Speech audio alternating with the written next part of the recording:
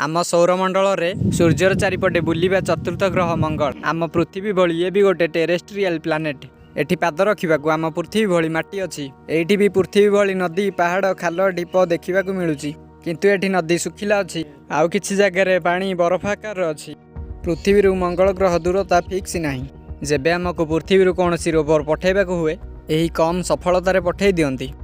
दर्शक बंधु, पृथ्वी मंगल ग्रहर दूरता कम अधिक एथिपाई हुए कहीं सूर्यर पाखरे थिबारु पृथ्वी को गोटे थर भ्रमण कम समय लगे, सेठी मंगल ग्रह को पृथ्वी ठू अधिक समय लगे। सेथिपाई ये दुईटी ग्रह पाखक आसी जाती तो केबे दूर को चली जाती।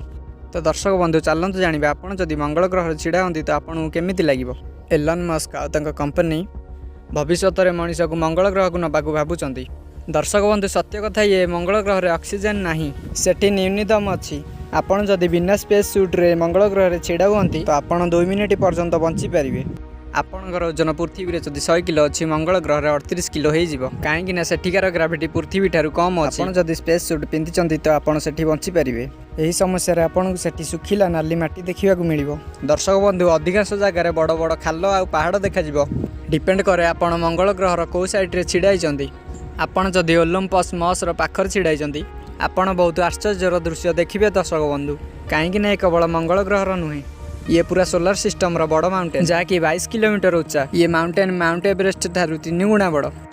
मंगल ग्रह रे किछि किछि जगह बड़ बड़ घूर्णिवायु आसे जहाँकि आपन को उड़े नहीं पारे।